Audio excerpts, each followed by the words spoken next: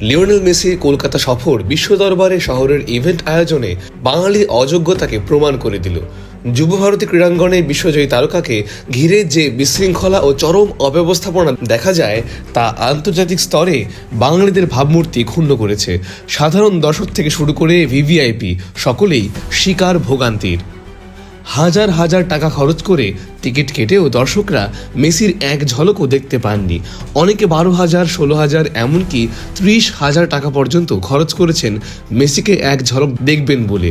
ক্ষুব্ধ জনতা অভিযোগ করে যে তাদের সঙ্গে বড় দুর্নীতি হয়েছে এবং তারা অবিলম্বে টিকিটের টাকা ফেরতের দাবি জানান। মেসি মাঠে অল্প সময়ের জন্য ছিলেন, মাত্র 16 থেকে 18 মিনিট অবস্থান করতে দেখা যায় তাকে।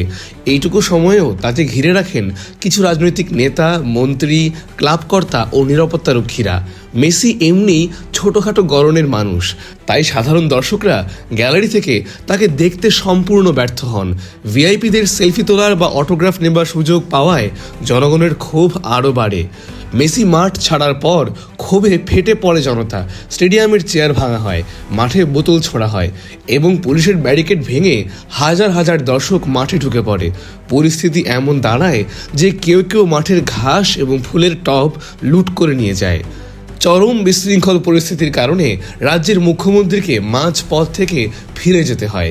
মেসির সঙ্গে যার মাঠে আসার কথা ছিল সেই শাহরুখ খানও হোটেল থেকেই ফিরে যান।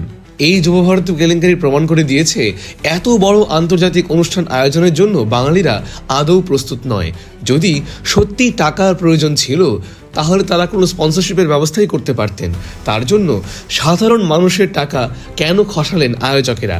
অনেকে বছরব্যাপী সঞ্চয়ের টাকা খরচ করেছিলেন এখানে, কিন্তু ফলাফল শূন্য এবং উপরন্তু মেসির সামনে বাঙালিদের মান ক্ষুণ্ণ হলো।